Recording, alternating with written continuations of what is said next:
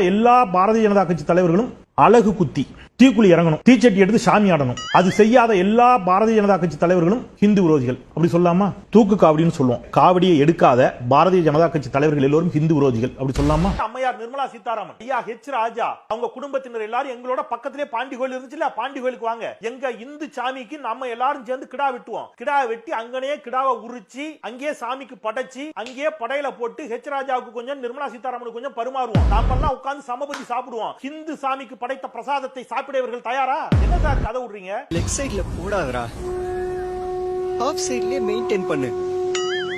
அடிக்கிறாங்கன்னு தெரியுதுல்ல. நமச்சிவாய வாழ்க, நாதன் தாழ் வாழ்க, இமைப்பொழுதும் என் நெஞ்சில் நீங்காதான் தாழ் வாழ்க, கோகலி ஆண்ட குறுமனிதன் தாழ் வாழ்க. அது சைவ மதத்தை பின்பற்றக்கூடிய சிவனை வழிபடக்கூடிய மக்கள் சொல்லுவது.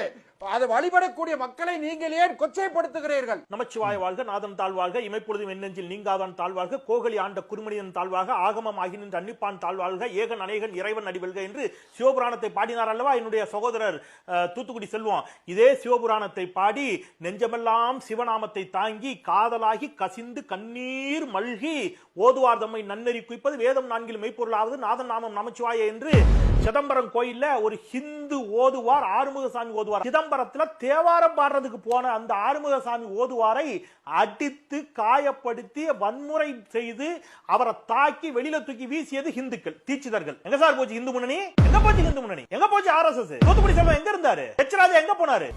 எப்படி போட்டாலும் அடிக்கிறான்டா.